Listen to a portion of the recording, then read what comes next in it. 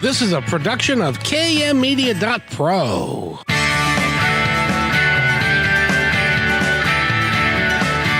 Welcome back to Positive Talk Radio. Our goal is simple: to explore evolving ideas one conversation at a time.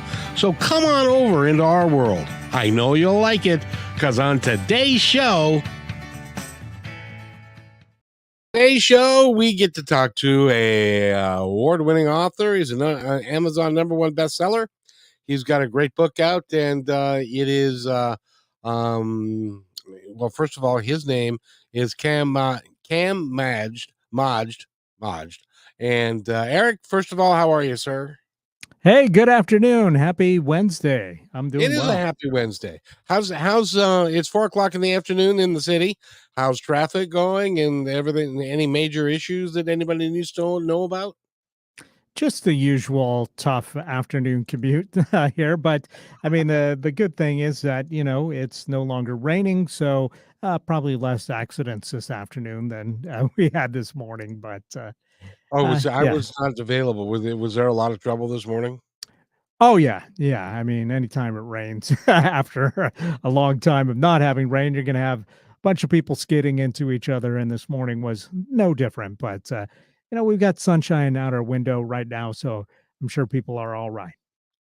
I want to remind everybody of that very issue, which is when it hasn't been raining for a while, oil gets on the road and it stays there until it gets washed off. And in that process, a lot of times it can get rather slippery. So do what a good bus driver does and give the person in front of you lots of distance. 2 to 3 seconds is optimal.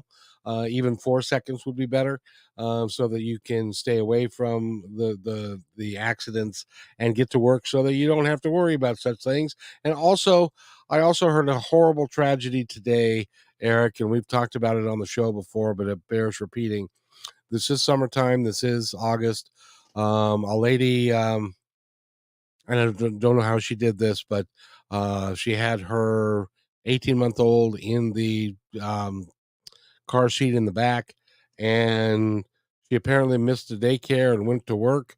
Was at work 8 hours, and then she came back to find that her baby or her granddaughter had deceased. So I just want to make sure that everybody knows, remember where your children are at all times, and your dogs and everybody, so that you don't just forget that somebody's in your back seat. And Doesn't hurt to double check that back seat. Boy, I tell you what, those are tragedies that are totally avoidable, and I hope everybody takes it to heart, especially with your pets and stuff. If it's really hot outside and you're planning on going someplace for a little while, just leave the pet home. They're more comfortable there anyway. So anyway, that's my public service announcement for today. So, and anything else going on, Eric? Another beautiful week here in the Pacific Northwest. So Are we going to be in hopefully the people 80s are over the enjoying their weekend? summer. Yeah. It definitely looks like we're going to be up close to the 80s for Friday, Saturday, Sunday. Yeah. So, and then getting warmer again next week. So just heed that message. Just take care of your humans and animals that are around you, and make sure you don't forget anybody in the backseat of a car. That's just tragic. But in any event, we've got a great guest for you today. He's written the book High Wire, which is a #1 Amazon bestseller. He is a pilot who was with American Airlines for 35 years. You know what I thought, wow, 35 years is a long time. But that was only 1985. No, not even that. 1987, 1988. And so I was thinking to myself, I must be getting old if I can remember 1988 very well. And he was flying jets on behalf of American Airlines, and his name is Kam. So Kam, welcome to the show. How are you, my friend? I'm doing great. Thank you. Thank you for having me. A lot of information there, and it's really sad to hear about the story that you had about the grandma and the grandkid in the back. Jeez. I hesitate to report such things, but I think that if it can help somebody else not do that or not forget their child in the back seat, or their dog or their cat or an animal, and it's 80 degrees outside, and they are in the car for a long period of time. That's a recipe for disaster. So if we can help somebody not do that, I'll do that all day long. Yeah, yeah, absolutely. Good for you. And I appreciate you coming on the show, sir. First of all, I wanted to ask you, you were a pilot for American Airlines for 35 years. What was it like? What were the jets like in the 1980s versus what they are like today? I know you finished as a Boeing 777 captain with American, but how different is it from the 80s to now? Very different. To begin with, aircraft had mostly three seats, three pilots, and one of them was a flight engineer with a whole panel. That whole seat and the panel is gone. Everything replaced by, automation and computers, which is one of the things that led me to write about this book. We are so automated. But beyond that, it's just changed tremendously. Every time there's an event that occurs, 9/11 changed aviation forever. COVID changed aviation forever. There's so many things that have happened, whether it was, an economic issue, or whether it was, some kind of a, medical thing here, like SARS we had. That was, a pretty big deal 20 or so years ago. So those have changed things quite a bit. But again, just the world has changed. We have twice the number of airplanes in the sky. We fly, twice as many planes, twice as close. We used to have separation of 2,000 feet between aircraft. Now it's only 1,000 feet, but it's, multiples of times safer today than it was back then. So lots and lots of changes, but almost all of them for the good. And it has made aviation so much better than it was, and so much safer than it was, and just great to be a witness to that. I got to ask you, because I don't know whether it is that media is reporting it more, or are there more disputes on airplane and aircraft that cause, people that are losing their minds would be one way of putting it, I suppose, but Yeah. that are having difficulties with following the rules on the aircraft. Is that more prevalent now after COVID and during COVID than it was before, or is it just my imagination? So it's a little bit of both.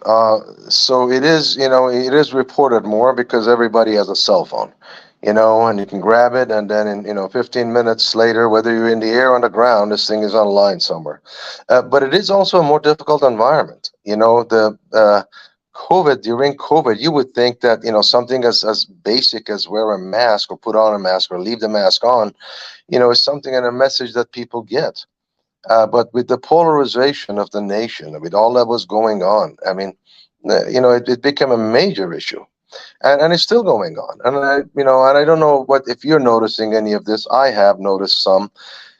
Just seems like people are a little bit more short-tempered to me. It just seems like, things that we're seeing a lot more peace now. It's not nearly as much to me, but that is just a personal observation. But to answer your question, there is more of it, and it is being reported more frequently because anybody can report it. Anybody grabs something and put it on YouTube, and it becomes news. Whereas before, 30 years ago, I mean, there was no such thing. Yeah, and a lot of people get out their cell phone and they start taking movies of acts like that and putting them on YouTube because they want them to go viral, and then hopefully they can monetize them and that kind of stuff. There's some of that going on too, I'm afraid. Yeah, absolutely. And just aviation itself, you look at the way aviation was, in the 60s and the 50s, people dressed in completely dressed. It was as if you're going to a fancy party. It was a privilege to be able to fly. Now, it's cheaper than driving. It's faster, and just the number of airplanes. I mean, just the number of airplanes that we have in the sky, the number of people that travel.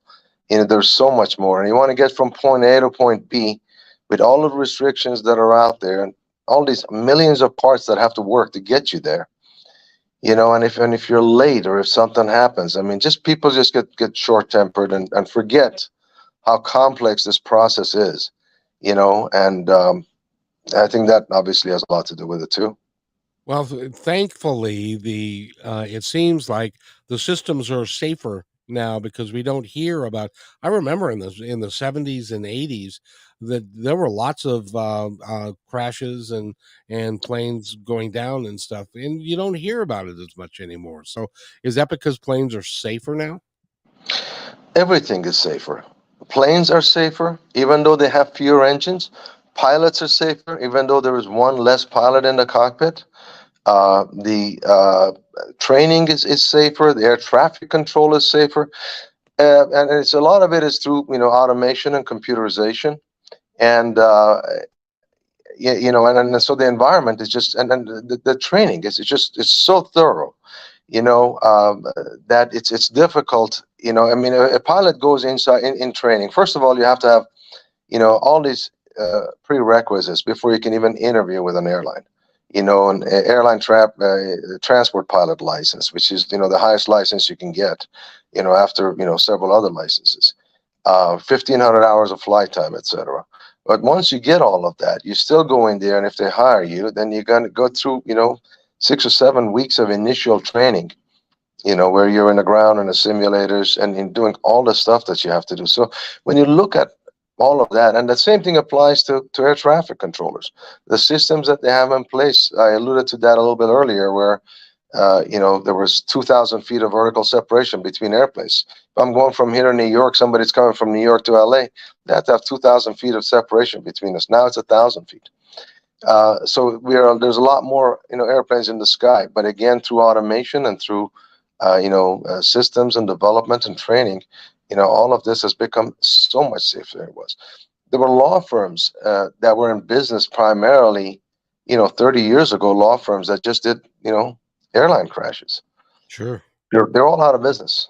They all switched to something else because there was just no crashes, thankfully, that are occurring. So it's by far a far safer environment. But again, that creates a massive dependence on automation and on computers, which are again wonderfully safe, but computers only understand what they're programmed to do. The computer doesn't know the difference between right and wrong. It just knows what it's programmed to do.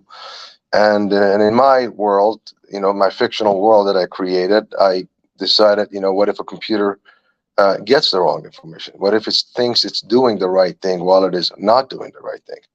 And it doesn't know the difference. And unfortunately, some of that did happen in the United, the 737, not the United, the Boeing 737 crashes that occurred, the Maxes, where the MCAS system was telling the pilots, you're stalling, and push the nose down. Pilots are trying to pull it up, but the automation wins.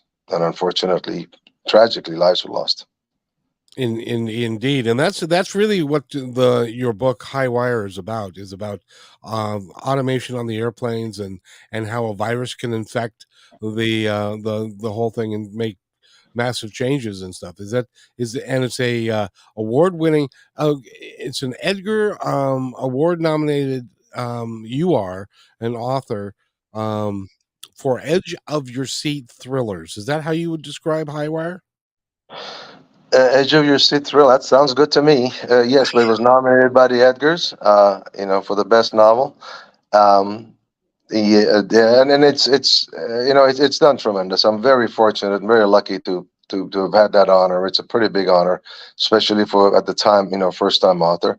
And so yes, the book is about automation and computer systems, and essentially, like I said, we are so automated.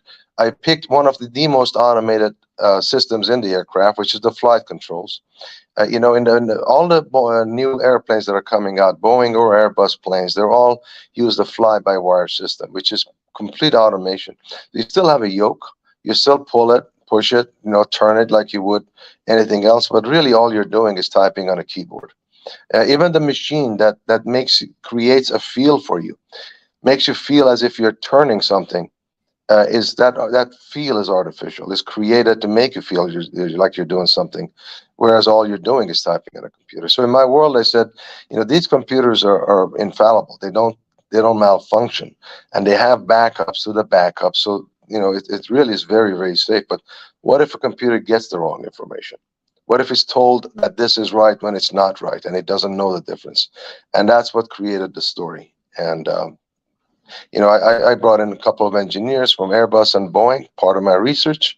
And we all understand and realize that this is fiction, and this is not nonfiction. It's not real life event. But they both said, if I were you, I would send copies of the book to Boeing and Airbus's security departments. Just let them know you're doing, which I did. Right away FedEx 2 copies there. Saying, guys, I'm writing this just so you know. Well, it's interesting because the environment around technology is growing so fast with IE or IA and the different aspects to it that, and it's easier. Well, let me ask you, in your book, you talk about a virus affecting the computer. Is that a real thing? Can that happen? Well, again, it's a work of fiction. Can it happen? There are computers out there, and there are virus makers. You're affected by your computer and all the antivirus stuff that you have on yours every day.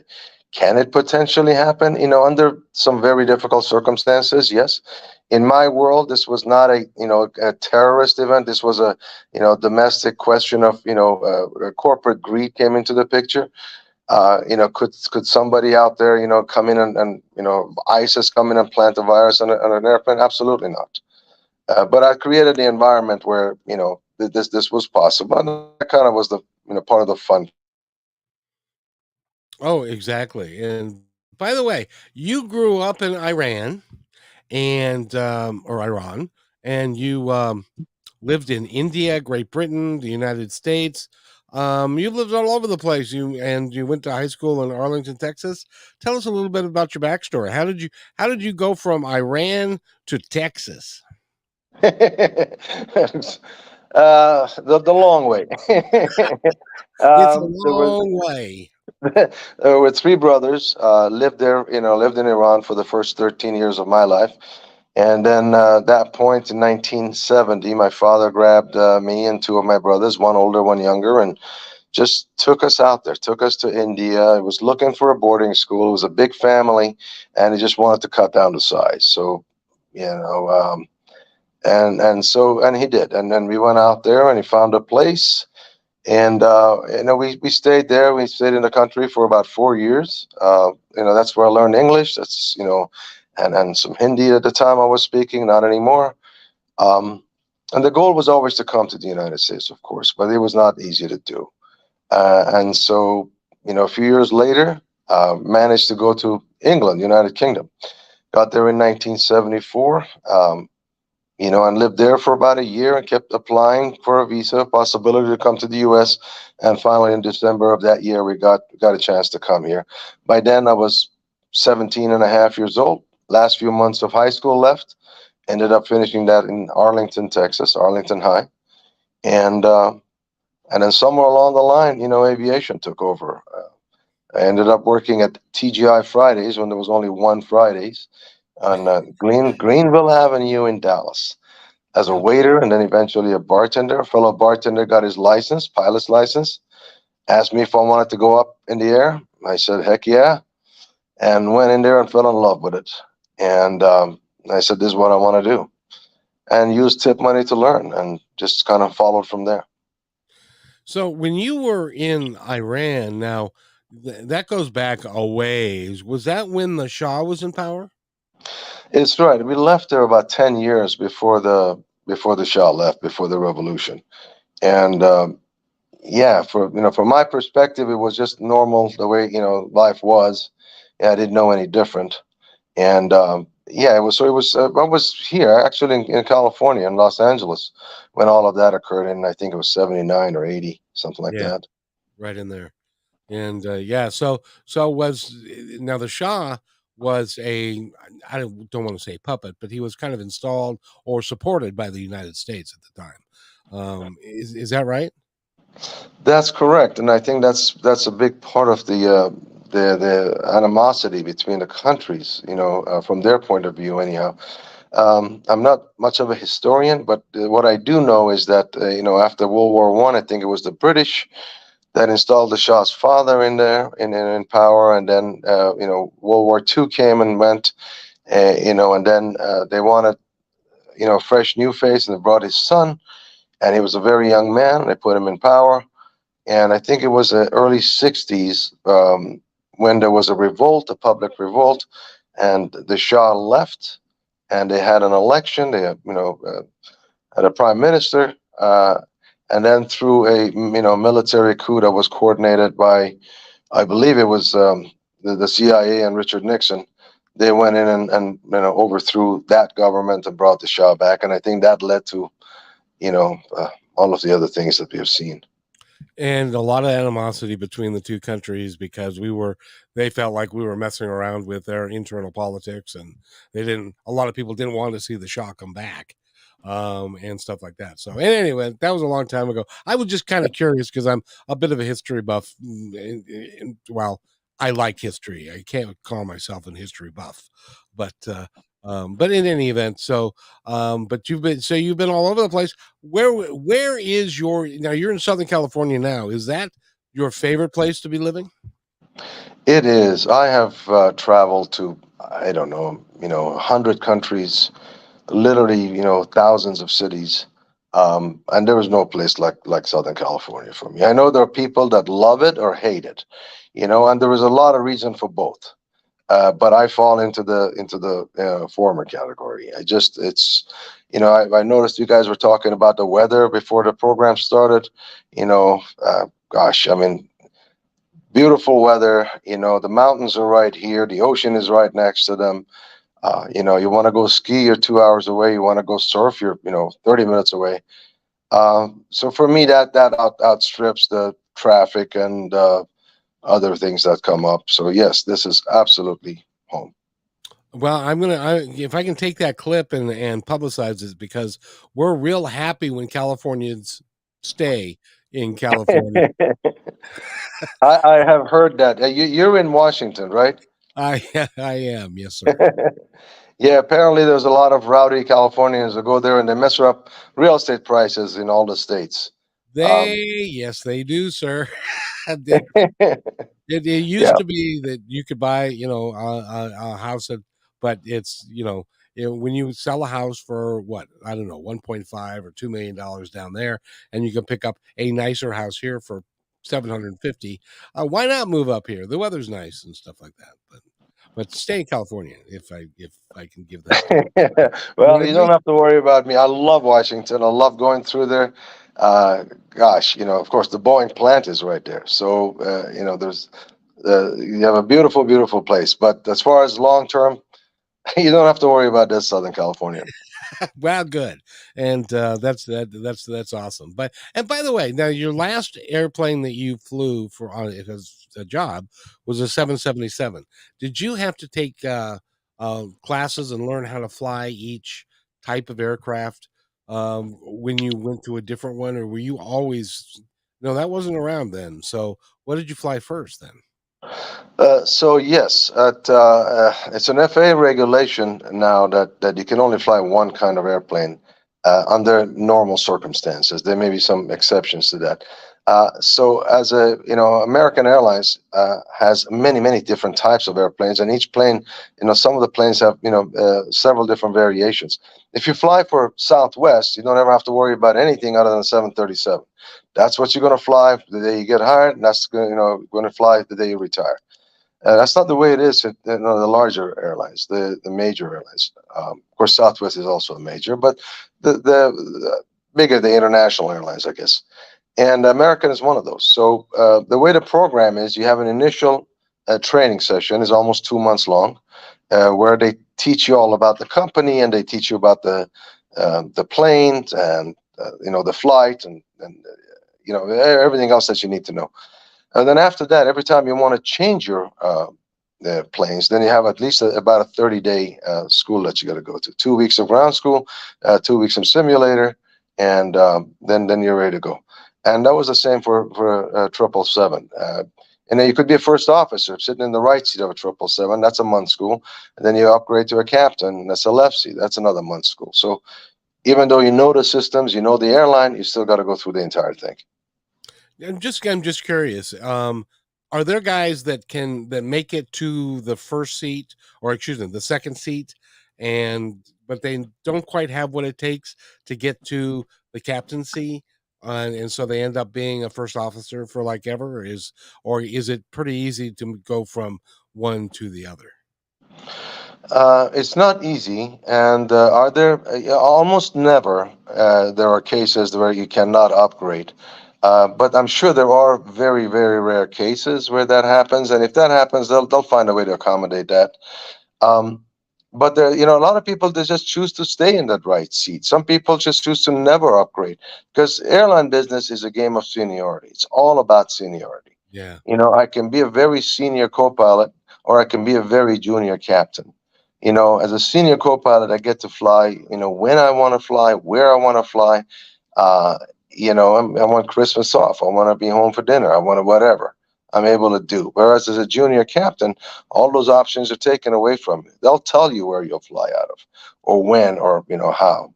So if you ever want to know who are the junior guys, they're the ones doing the all-nighters. They're the ones that are, working on Christmas and Thanksgiving, you know, uh, and that's what happens. So some people, it's purely a lifestyle choice, and some people choose to live, that way. And thank God for that because, there's just plenty of everything to go around for everybody. And if somebody likes the all-nighter, well, then that means somebody else who doesn't like it, they don't have to fly it. You know, works out Exactly. pretty good. Now I heard that that there's a shortage of pilots. Is that a real thing? Yeah, absolutely. Now they've talked about a shortage of pilots for 40 years, and it's never happened. But it's very much happening now, and the whole thing really stems from 1978. President Carter deregulated the airline industry. That means that for the first time, the airlines could, fly where they wanted to, charge what they wanted to. None of that was possible before that. So it was a great thing, the regulations, for a lot of airlines who expanded. And it was not a great thing for some other great airlines like Eastern and Pan Am and Braniff that went out of business. But for the airlines who expanded, they went into a massive expansion in the 1980s. From 1984 through 1990, they hired double, triple the size American Airlines, United, Delta, Southwest, etc. So they all hired at the same time. And with a mandatory pilot retirement age of 65, now they all have to retire at the same time. Oh, So, yeah. That is a so problem.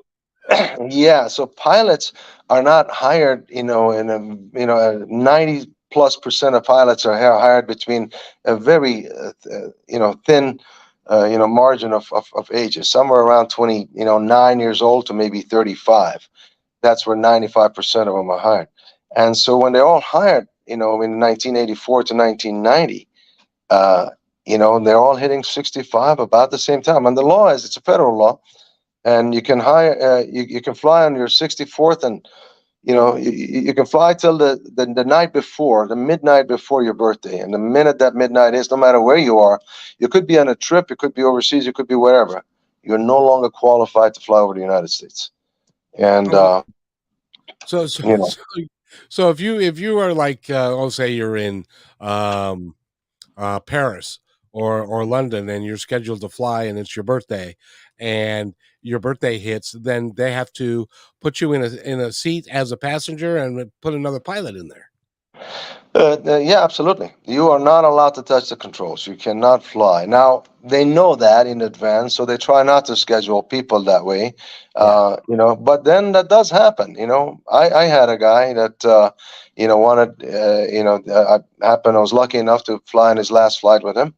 And we did a leg. We went to Honolulu, and, and he retired in Honolulu. So they had to find somebody there to come and bring the airplane back because the next day he couldn't fly. So it does happen. Not often, but it happens. Well, very, very nice. By the way, we're talking with Kam Majd, and if you want to go to his website, which is kammaj.com, it is KAMMAJD.com. He's an author. Like we've been talking about flying for 35, 40 years. He's an award-winning author, and we're going to talk about his book when we come back and the process that he uses to write a book, and how did he go from being a high-flying pilot to being a author sitting on the ground writing a book. So, Cam, if you wait right there, we'll be right back in about 2 minutes. You're listening to Positive Talk Radio on KKNW. Hey, PTR loyal listener. First, thanks for being in my dream.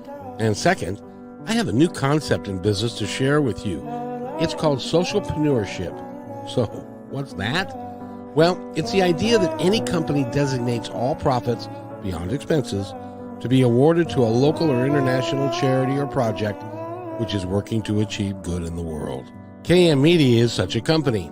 We believe that it's important for us to give back whenever possible and to make great things happen.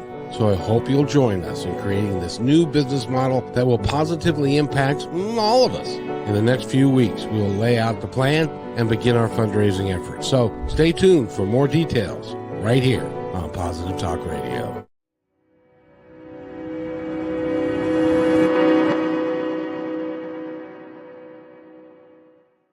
When you want to say more than words communicate, you can with flowers. Your custom boutique floral studio in Bothell, Washington is anaturaldesign.com, connecting you to nature through the language of flowers. Where your people are is where our flowers are beautiful. Your success is our goal. anaturaldesign.com at your fingertips today. Hey, thanks for listening to Positive Talk Radio. Did you know that we're also a media production company? Well, surprise, we are. We can create all kinds of audio, video products to fill any need. Please visit kmmedia.pro/our-store for a complete list of products and services. In addition, do you need a great voice to add to your own website or any other project? I know that we can add depth and quality to your work. I've been told more times than I can count by many professionals in the business that my voice adds to the quality of the presentation. So, let me create something for you. Please contact me at kevin@kmmedia.pro and let's create something great.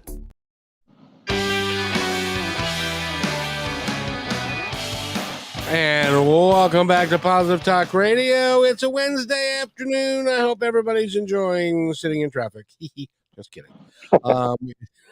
It's one of those things. We're talking with Kam Majd, and he is the author of High Wire. And I'm always curious, Cam, because I talk to a lot of authors and singers and songwriters and screenwriters and folks, and every one of you guys seems to have a different process by which you do your work. What is your process like? Oh gosh, I wish I had a process. That might come in handy someday. For a book, it's always the idea is first. What do you want to write about? They say write about what you know, and which is a wonderful idea, but it's you can't always write about what you know. I want to write about other things, and so getting the idea and then researching that idea is always a big part of what I need to do. Even though aviation and High Wire is generally about aviation, but there's a lot of technology and there are a lot of things that were beyond really my comprehension. So it took a lot of research to be able to get to that point.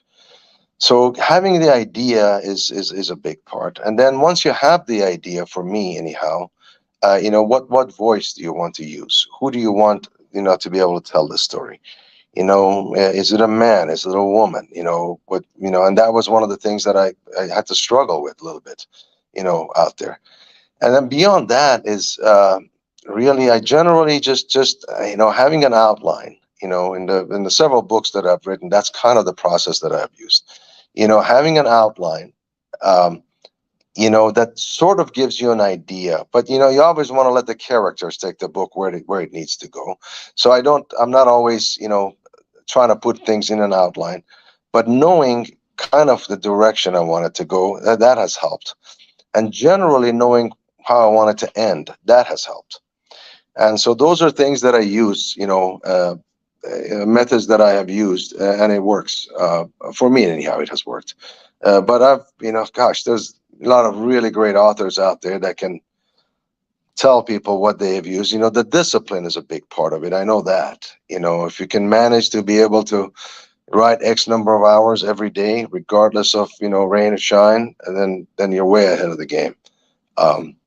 It's one of the areas where I'm lacking a little bit of discipline in, but other than that, that's the direction I would be going. Nah, you worked hard for 35, 40 years, and now you get a chance to this is kind of like your passion that you are now doing I'm assuming you're retired from flying. And go ahead. I am. I retired a year ago, and and like everybody says, you miss some of it. You don't miss the rest of it. I miss 15% of it. I miss the takeoffs and the landings and some of the layovers, some of the guys. But man, I don't miss 8 time zones or 12 time zones, or not being trying to sleep in a bunk bed, at 35,000 feet, or you eat when you're tired and you sleep when you're hungry. It's just, it's a little bit topsy-turvy, but yes, I am retired as of now. I got to ask you, because I used to travel for a living. I was a chicken salesman. I'll bet you I'm the only one of those you ever met. And I would fly all the time. One of the places that I went to a lot was John Wayne. And the way John Wayne works is the runways are a little bit shorter, and it goes over residential districts very soon. So they want the jets to get up and away as quickly as they can. So I was just kind of curious as I was sitting there getting ready to take off at John Wayne, and they take off like a gun, and they really accelerate, and they go up high fast. Is that more fun to do that than it is to just take off? I know. I know John Wayne Airport very well. I got about 8 of my licenses there. Oh. So runway 19 left, a little bitty runway. That's just for airplanes that are coming in, small planes. And then 19 right, that was the big planes. And I think it was only about 6,000 feet. On the other side of it is a freeway. So you're right. So you start off with absolute maximum power, and you treat the airplane, even though it's light, you treat it as if it's very heavy. In other words, use the maximum power available for that day. And you lift the nose up, you take it up quite a bit more than normal. And you get to, I think, what it was, 1,500 feet or something like that, which you can get to by the time you just get to the other side of the golf course. And then you lower the nose, and then the power comes way back. So that the noise is not affected. Now, LAX, you don't have that problem because you're taking off over the water. Right. But generally, real estate is not that expensive around airports for sound being one of the reasons. But the John Wayne Airport is a different beast. I mean, it's got some very expensive real estate on the other end of it. So they're very very protective, very aware of noise situations and so on. And is it more fun? It is different. John Wayne Airport requires, an American anyhow, requires some additional training just because of the length of the runway. 6,000 feet is just not that long. It's plenty long and safe. But, LAX, 10,000 feet, 11,000 feet, Chicago, New York, Kennedy, all of those places. It is different, and different is nice sometimes. Did you fly into San Francisco very much? I did, not often. I usually just did coast to coast or long hauls, but I've been there, 30 or 50 times. I was on a plane one time, and it was a windy day. And of course, the airport is right there on the water. And it was a windy day, and there was a crosswind going. The pilot actually got applause as we landed safely. Did that ever happen for you, where the flight attendant came up and said, "Hey, they gave you a great big cheer because you landed without killing anybody"? Yes. So if you fly long enough, all kinds of things will happen, and certainly an applause, obviously, connected to relief. Relief could be, if it's windy. Relief could be if there's an emergency. Relief could be cause of celebration. So I've had all of it. 44 years in cockpits, 35 with American. Something's going to happen. You're gonna see some of this happen, and I've had all of them. We've had emergencies where we landed, and it was such relief to everyone. And we've had, bouncing around days where, like you said, crosswinds or just lots of wind, and people were very happy to get down. And we've had more than one event where something wonderful just happened to occur, and then the whole world went to applause. And I can tell you that if you want to take another minute. Sure. Halfway to Hawaii, we get a call that you have passenger such and such in seat such and such. Said, yes, we do, apparently. We looked it up, and they said, well, you need to go back and you need to tell her that they found her son. And the story is that we were in Hawaii, and this seminary student who happened to be vacationing there got on a kayak and started to drift away from land. And he had just enough cell power to be able to make one phone call, to 911, and said that he's drifting away. So, and they lost touch with him. They send out search and rescue for a day, 2 days, 3 days. And on the fourth day, they chose to change that from search and rescue to, search and retrieve, essentially assuming that he's gone. And I think it was the fourth day or the fifth day. And we were taking the family out there with us to essentially, do their goodbyes, the memorial or some version of that. And they said, you got to tell them they found her son, and he was alive. And turned out on the fourth day or fifth day or whatever it was, a C-130 out there saw something. They came down, they circled, they found him, they threw in some rafts, and send out help, and brought him in. He was exhausted. He was, no food or drinks for a number of days in that sun in a little kayak. And so we brought the flight attendants in to tell them that. One flight attendant, of course, another one came in, and they were fighting each other on who gets to go tell her. you know, Elbowing each other, getting out of the cockpit. And 5 minutes later go by, not even 2 minutes later go by, and we can just hear an explosion of cheers, and just, of course it was, champagne for everybody. And if that's out, then whatever cocktail we have for everybody, it's free. And it truly was a moment of celebration. That's one of the things that sticks out, because it was so good. You don't always often get to, deliver things that are that good. And that night we were in the hotel and looking at the news, and sure as heck, there was the guy, he's all gaunt, and, and everything that's associated with being, in the sun for 4 or 5 days alone. And, boy, he was happy. We were happy. Good day. Yes, and yes, indeed. That's a wonderful human interest story. You should write a book about your experiences, since you did it for 40 years. Your experiences on the plane, because those riptides in Florida, or in Hawaii, I've experienced those. And if you get into one, sometimes, especially in a kayak or something, it's impossible to get out, and you end up in the middle of the Yeah. ocean. He was very, very lucky, because many people that were in his place, that just didn't happen to him. So how much did the power of prayer and God come into it? Leave that up to your own beliefs. But he was a seminary student. He was out there, and yeah, it was amazing. It was wonderful to be able to see that, and to just be a part of it, participate. Yes, yes, indeed. There's a joke in there someplace about the seminary student who gets stuck out in the ocean. And anyway, um, but I wanted to get back to your writing and the process that you use, because I was talking with somebody the other day, and they actually, when they're building their outline, they're actually building 3-dimensional characters that have a past, have got a future, have got. Do you use that in any of your work at all? Is that a thing, really? It is a thing for a lot of people, and it takes, and you absolutely should know the character inside and out, but it's so damn much work, Yeah. to get to know every character, and to get to create a character that's completely three-dimensional and you fully understand them. So do I do it? I cheat a lot, s- it's just as hard, to sit there and really understand every character and their motivation and past and future, as you pointed out. And so I use a lot of myself. I use a lot of the people that I have known and I have met, and that has helped me out a lot.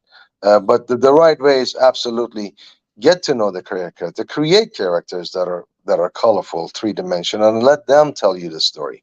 Let them take it, where it needs to take it. So there's a proper way to do it, and then there is a my way to do it, and I kind of go with the other one. Well, you followed the rules for 44 years, so you're entitled to take a few shortcuts now again. Because I know in your previous, I drove a bus for 12 years, and there's no room for doing it your own way. You can get into a lot of trouble doing that. So that's great. By the way, and now you've also got, as I understand it, a second book that is in process. Where are we with that book? Yeah, there's multiples of books. Silent Voices is the one that's the other one that's coming out right now, and it's a book about it's nothing to do with aviation. It will be out in the next 60 to 90 days. It's about two sisters. One is born and raised in America, and the other one is born and raised in Afghanistan through an accident that occurred when she was born. And the book takes place about 30 days before the American pullout in July of 21. The younger one, who's born and raised in Afghanistan, has no clue why she has blonde hair and blue eyes and fair skin. It's a curse that has been, that has followed her all her life because, everyone was attracted to her, all the wrong sort of people. And these two sisters learn about each other 1 month before this happens. And so the book takes place over there, and the older one has to go there and try and find her in the all the mayhem and the insanity that that was happening at that time. It is a fast-paced thriller. It is very much fact-oriented, but events that occurred on the ground during that period of time.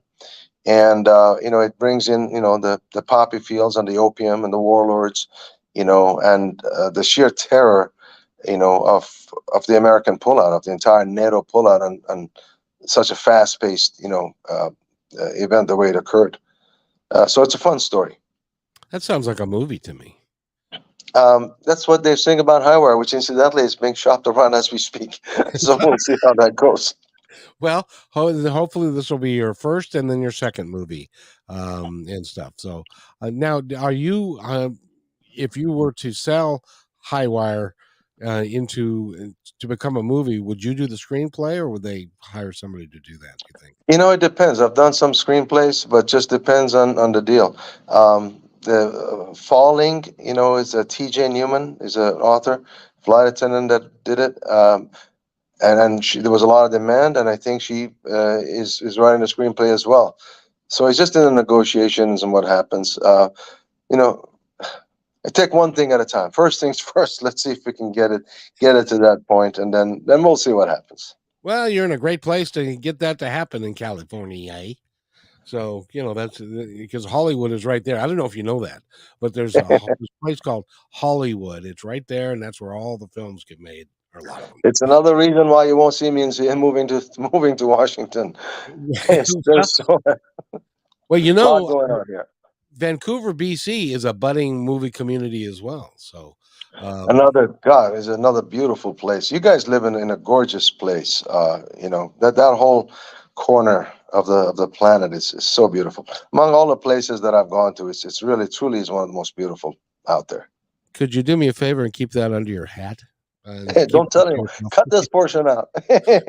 Don't tell anybody that this is God's country, because in my world, I've lived here 65 years, and I wouldn't live anywhere else. Now, I'll take that back. I would live in Southern California if I could have a job that was within shouting distance of where I lived and stuff, and could afford the cost of living. But it's beautiful down there. And but the West Coast, in the middle of the country, they call us the east or the left coast. Did you know that? Yeah, I've heard that. Yes, the left coast of America. Yes, yeah. You living over there in the left coast where all them liberal people are. Is that right? Yeah. I work for a company out of Arkansas, and they gave that to me all the time. You live in Seattle, isn't it just a bunch of liberal snotheads that live there? So I'm not allowed to say. I'm not sure I'm allowed to say snotheads on the radio, but that's all right. In any event, we're talking with Kam Majd, and he's the author of High Wire, and it's a thriller, and it's an award winner. And he's got another book that's going to be coming out. And is that going to be in wide release in the next couple 3 weeks or a month? Yeah, a few months actually. Yes, it is, and we'll see how it does. I'm looking forward to it. It's been in the works for some time, and it's a pretty good story. And again, most of it just based on reality, but of course, fiction about the sisters.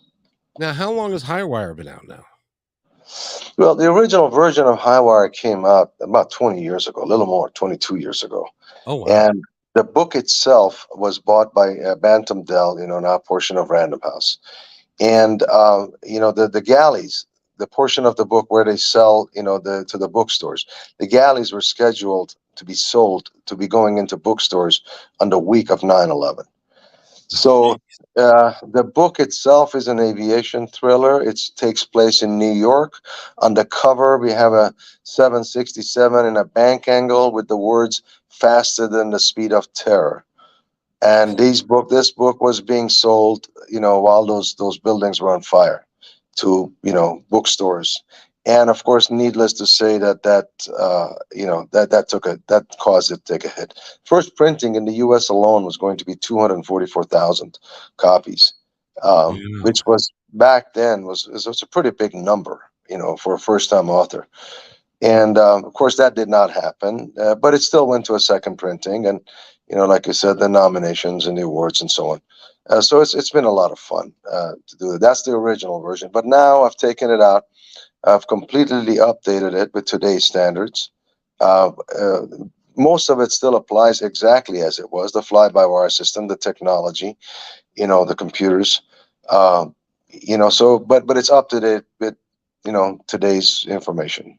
So pretty interesting still, I think.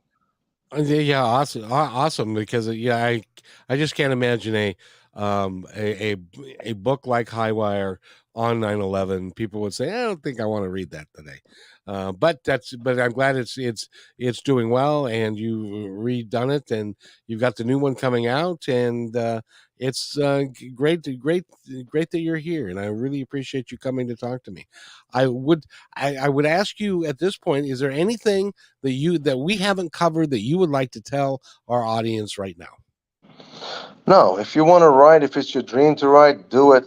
Because if I can do it, literally anybody can do it, And then wouldn't sell yourself short like that. I've tried. God knows I've tried, and it doesn't work for me. Well, come visit me on kammajd.com. Drop me a note. A lot of people are doing that, and and then it's kammajd.com for the website, and then Kam Majd books for all the other, Instagram, etc., all the other social media stuff. Come visit, say hello. Well, you could become maybe a coach and be a writing coach and teach people how to write. Right after I finish teaching how to fly.